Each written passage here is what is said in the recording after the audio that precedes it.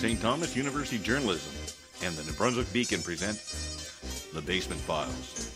Welcome to this week's edition of The Basement Files. I'm Anika Davenport. And I'm Justin Cook. A special welcome to our new viewers from St. Andrews on CHCO TV, Cable Channel 9, or Bell Satellite Channel 539. And these are our top stories today. The Idle No More movement hit Fredericton in protest of Bill C-45. And the NHL lockout is over, but how will this affect local games? International students overcome homesickness by coming together. The National Idle No More movement showed its presence in Fredericton through a teach-in. Residents gathered to see what impact Bill C-45 could have. Bronte James was on hand for the discussion. First Nations as a criteria for establishing their right to the land and the right. Bill C-45 and Idle No More brought Fredericton residents to the Conserver House on St. John Street. Aboriginal peoples say Bill C-45 weakens environmental protection laws and threatens treaties and their Indigenous vision of sovereignty. Elder Andrea Bear is teaching others how they can help. Only our Aboriginal and the Aboriginal right of the Indigenous people of the land, it's also, as a people, it's our human right to exist. Is one of many groups across the nation participating in the movement. Starting in Saskatoon, it quickly moved across the country and reached the nation's capital, Ottawa. Participants of the teach-in listened as each speaker talked about the importance of the movement. CCNB's Freshwater Protection Campaign Director, Stephanie Merrill, spoke about Bill C-45 and its environmental implications. Elder Bear says they cannot look at just the people, but they must look at the animals as well. We're hoping that there will be cohabitation and that we change our values to realize that our relatives include the four-legged as well as the two-legged and the birds of the air and the fish in the water. So we have to look after our relatives in the natural world. The teach-in ended with an open discussion so the audience could speak their minds on why they think there needs to be a change. Elder Andrea Bear and other guest speakers are hoping to raise awareness among Fredericton residents and show that they are Idle No More. For Stu Journalism, I'm Bronte James. While the Idle No More movement fights to preserve the environment, ice fishers are trying to preserve their craft. What is a way of life for some has largely become a dwindling hobby for others. Interest in ice fishing is in decline, but diehards will never let it go. Shannon Mooney dives into the Fredericton ice fishing community. That is a nice fish, dude. Look at that. That is a slab. Chain pickerel. Catching a fish takes preparation. Jason Wilcox drills holes in the Nashwaaksis stream. He grinds through about 6 inches of ice with an auger. Breaking through, he hauls water up and over the snowy ice.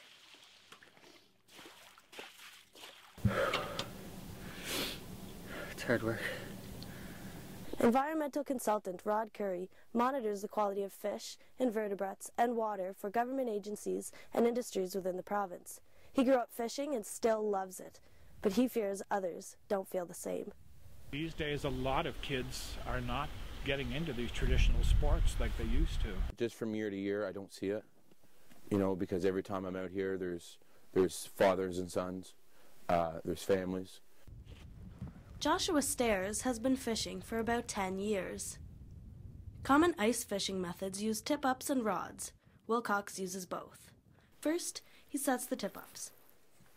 After baiting the hook and dropping the line, Wilcox sets the flag and presses the tip-up into the slush. There's not too many things that satisfy an urge or a desire for happiness like fishing. Oh no! He jumped right out of the ice. I fish for just about everything from salmon to trout to perch, pickerel, muskie, sturgeon, striped bass. I really like to catch any fish. Each species presents its own challenges and requires different tackle and methods of angling. Although Curry believes the hobby is withering, there was a lot of action at French Lake this past weekend. Between 40 and 50 people spent the afternoon ice fishing. Wilcox caught a 24-inch chain pickerel and cleaned it right on the ice.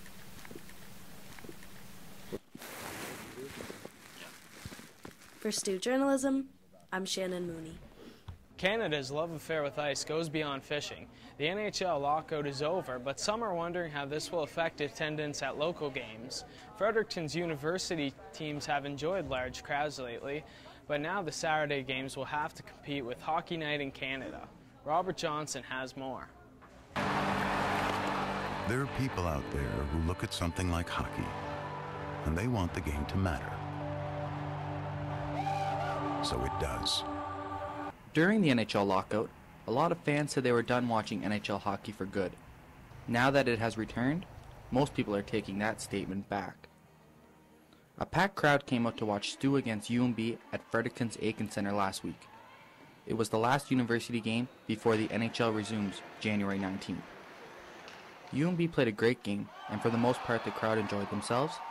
UNB won the game easily and gave themselves more cushion at the top of the CIS standings. St. Thomas is in the midst of having another tough season with all their injuries. But one thing that has been a success, the attendance at the new Grant Harvey Center. St. Thomas Athletics Director Mike Eagles is worried that the attendance will drop once the NHL returns.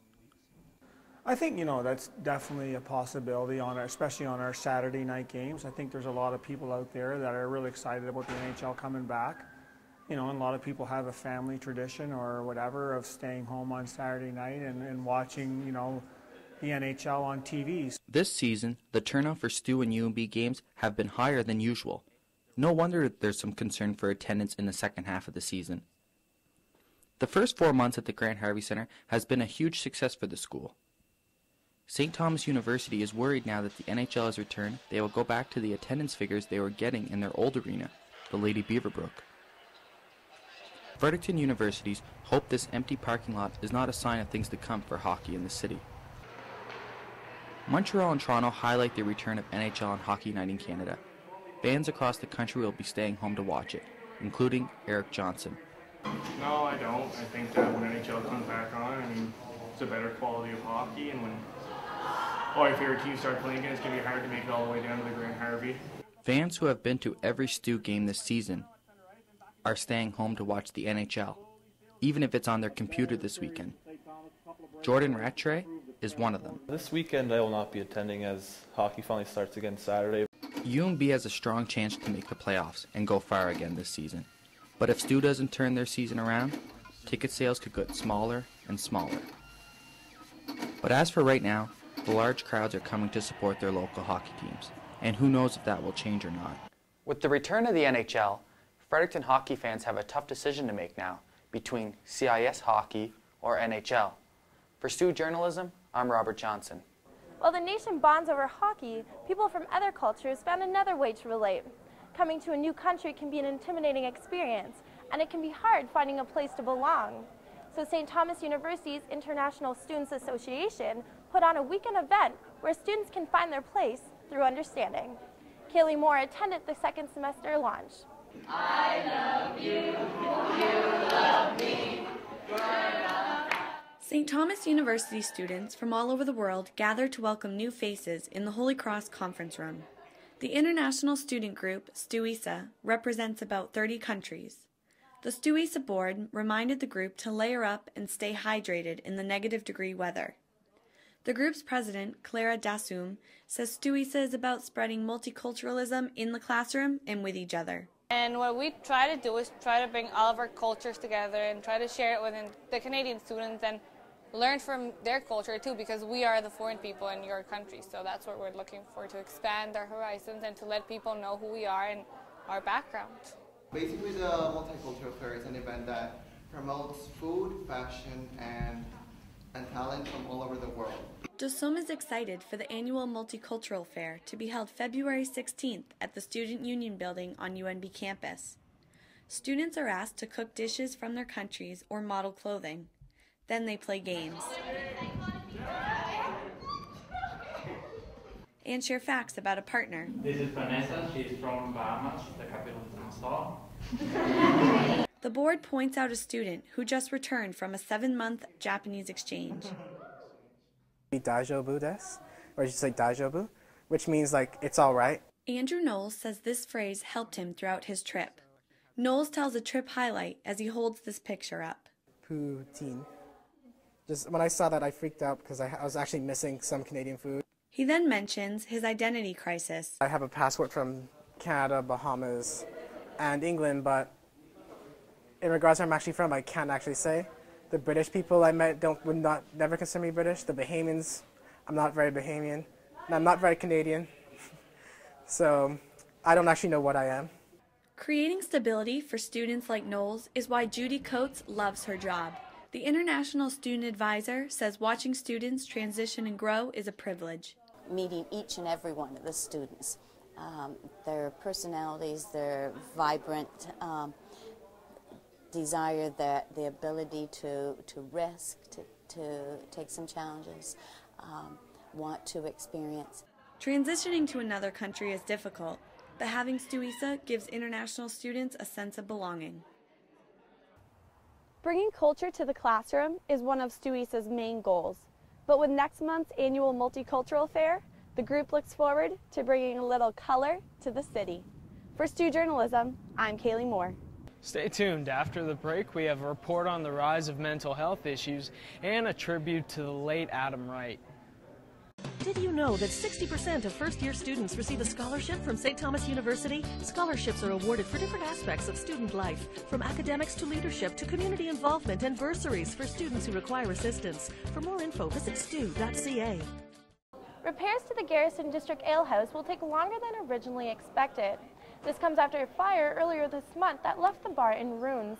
However, the owner said they're still planning to reopen before the Fredericton tourist season in July. Nick Murray has more. These pictures are not what the Garrison District Alehouse customers are used to seeing. Just weeks after a blaze ripped through the walls for 6 hours, demolition crews have begun tearing up the remains of the beloved restaurant. But not everything is being torn down. Arguably, the most important feature of the restaurant is still standing. The steel holding up the 90-year-old building withstood the blaze, and after engineers inspected the damage, they deemed the building structurally safe. Inside, though, the bar was virtually untouched. Co-owner Shane Fraser says while the Garrison will get a whole new facelift, customers will still be able to get their same old drink at the same old bar.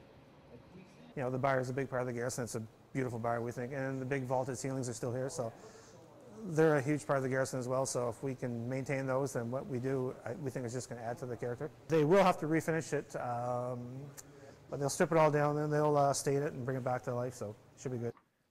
But elsewhere in the restaurant, it's a different story. The Up Wine Bar on the second floor sustained the most water damage as fire crews focused their efforts to the west side of the floor. A safe on the second floor helped salvage about $20,000 worth of wine, but water damage throughout the restaurant soiled much of the equipment and the electrical outputs in the building. But all this construction will let the Garrison reopen as a whole new setting. Co-owner Doug Williams says that's one of the many small victories. I hope, well, first off, what they expect, I hope they come in and feel comfortable, like, okay, they remember it, but they look around and see, oh, okay, it's better than it was. That's our goal, is that, you know, when they come in, they feel back at home again. But for a surprise, I got to be honest right now, the surprise is Shane and I are surprised every day. And things, you know, like with the brick wall, the exposed brick, we're really hoping that we can save that exposed brick and do that, because that, I think, would add a really nice touch to the space. And so, yeah, there's lots of things, you know, in any bad situation, there's good that comes out of it too. And so it'll be good. The source and the total dollar amount of damage from the fire is still unknown. But for the next 6 months, the Garrison will have to go from serving wine to their customers to coffee for the construction crew. For Stu Journalism, I'm Nick Murray.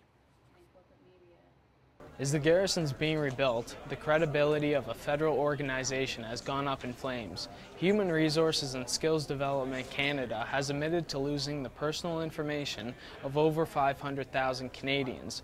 A hard drive was stolen that contained the social insurance numbers, addresses, birthdays, and loan balances of borrowers from 2000 to 2006. A class action lawsuit has been filed by a Newfoundland law firm on behalf of the victims. Human Resources Minister Diane Finley has said actions are being taken to ensure this doesn't happen again. While this government slip-up has stressed out past students, current students have other issues on their minds. The need for mental health services among Fredericton students is higher than previous years. Mental health-related issues are on the rise all across the country. As the waiting lists grow, so do the problems. Caitlin Dorian sought some analysis. The University of New Brunswick Counseling Services is busy. More students are requiring the assistance of mental health services on campus. The request of counseling services at University of New Brunswick and St. Thomas has increased 15 to 20% in the past 5 years. The increase is coming from 2 different places, said Director of Counseling Services, Rice Fuller. There's this group of students that are coming with more complex and severe mental health problems than we've seen in the past. And that makes up a portion of the increase in students that we see. The other area which brings students to counseling is that they are experiencing higher stress and anxiety levels than in the past. A waiting list that can last up to 2 months can cause more stress to students who are already having problems. Fuller said by the time most students come into counseling, their problems have already become too much to handle. He believes the best key is to be aware and notice the signs early. Train as many people as possible, staff, faculty, residents, students, regular students, in identifying and responding to people with mental health problems so that they may get picked up earlier. And when the problem is picked up earlier, it's much more likely that some of the most negative consequences can be avoided. Students may have to wait to make an appointment, but Fuller said he is glad to see them taking advantage of the services that are offered. Counseling Services is working on making their programs more accessible to students. Their latest project involves student anxiety and can be accessed through their website. For Stu Journalism, I'm Caitlin Duano. Some problems manifest physically. The first week of February is Eating Disorder Awareness Week across North America, and Fredericton is getting a head start on promoting awareness. Local organizations discuss the issues that go beyond the food. Nicole Vare has this story. Food is a part of everyone's daily routine. Whether you are having lunch with a friend or counting calories, it is something that everyone thinks about throughout the day. It's Not About Food is an organization that is trying to change this. The group is put on by the UNB nursing faculty and has a goal of raising awareness when it comes to eating disorders. Kathleen Pye is an organizer of the group and explains how eating disorders go far beyond the food. It's not so much a counseling group, but it's more of an opportunity for individuals to meet like others. So a lot of times with eating issues and eating disorders, people feel very isolated and alone, and they don't realize that there's other people just like them out there. So it gives this opportunity to meet other people who, totally understand a lot of the things that they're going through, be able to share a lot of those stories that are probably very similar, and be able to understand that even though the disorder in some ways manifests differently, so it might look differently from one person to another, a lot of those underlying issues are very similar. It's Not About Food is a 6-week program that focuses on body image, self-esteem, and the education behind eating disorders. Carissa McNabb is a 3rd-year student at UNB. She says the clinical experience with a community group is more personal. I think it really helps that nursing students are completely 100% honest with people as well and use personal experiences, and they also have someone to relate to as well because we have to be completely open with them and supportive as well. With supermodels acting as role models for many people, the group hopes to change the way individuals view themselves, inside and out. This is the first year the It's Not About Food group has opened up to co-ed meetings. It's another way to have awareness, diversity, and new conversation. For Stu Journalism, I'm Nicole Vare. Our final story hits close to home. The community mourns the loss of Adam Wright, a St. Thomas University graduate. He was born with a debilitating condition that has never been diagnosed before or since, but it never affected his wit or writing, which many will remember him by. This is a report we prepared. You're lucky I didn't call Jay Leno to replace you. See ya, Adam. Oh, is that how it is? Adam Robert Wright passed away on January 17th at the age of 24. Wright was a high school graduate of ESN in Bathurst, New Brunswick. From there, he pursued journalism at STU. He He graduated in spring of 2011. From there, he continued writing about his passion, television. Wright created his own website titled TV Done Right. This site acts as a one-stop source for television information. His hard work paid off, and he became a contributor for the Huffington Post. He scored various exclusive interviews for his website. These interviews include stars from Criminal Minds to actors from The Walking Dead. Lily Boisson was a former classmate of Wright's. She said he was very passionate about journalism, usually going beyond what was expected. Looking back on our program, a lot of us complained about the day-to-day assignments that we would get, but Adam was never one of those people. He did everything, and he did everything well. Wright was an aspiring comedian, and he often wrote humor articles. The first thing friends remember was his wonderful sense of humor. One of those friends is Matt Shareko. Back when the strike was happening in our first year, and he had a sign that said, the strike is crippling my education, and that's the kind of, irony that he would use, and, he just would make fun of anything and just, like to make people laugh. Wright may have passed away, but his website lives on. His staff members continue to contribute. Before his death, Adam Wright was in the hospital frequently. His funeral was held on Sunday. Former classmates came back to town to say their final goodbyes.